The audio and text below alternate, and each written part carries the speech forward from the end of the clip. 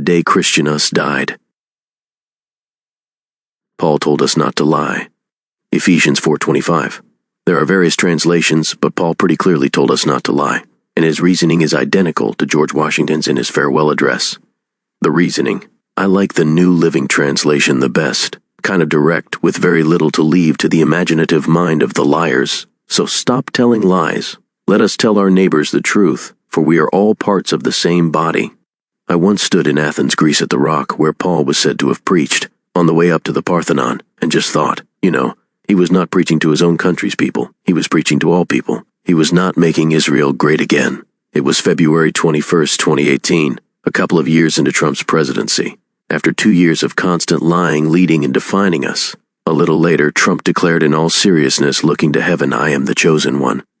On that day, a few months before Trump informed us that he was the chosen one, Billy Graham died. I picked that as the day Christianity in the U.S. died. Graham was not exactly a liberal. I was really hurt by his backing of Richard Nixon on the war in Vietnam. But one thing was consistently true. Billy Graham was a Christian. I am sure he loved me, even if I thought he was profoundly stupid. Graham listened to Paul and followed his teachings. I do not believe he ever intentionally lied. Trump begrudgingly flew the U.S. colors at half-mast the day Christianity died. I was on a morning run from my motel, alone on a near-empty quad, running around the Capitol, thinking about the shutdown of the U.S. government because of the refusal to back DACA.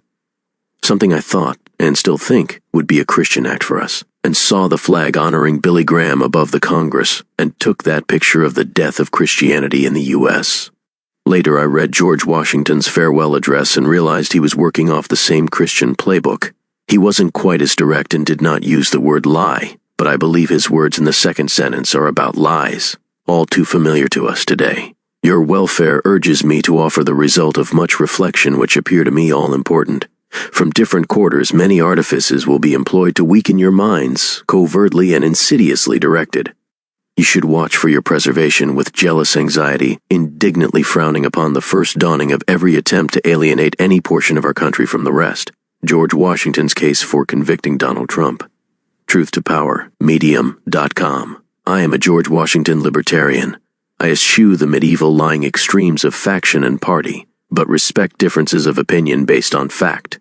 I believe in the liberty given by a benign government, under good laws that George Washington hoped for in his last words of his farewell address.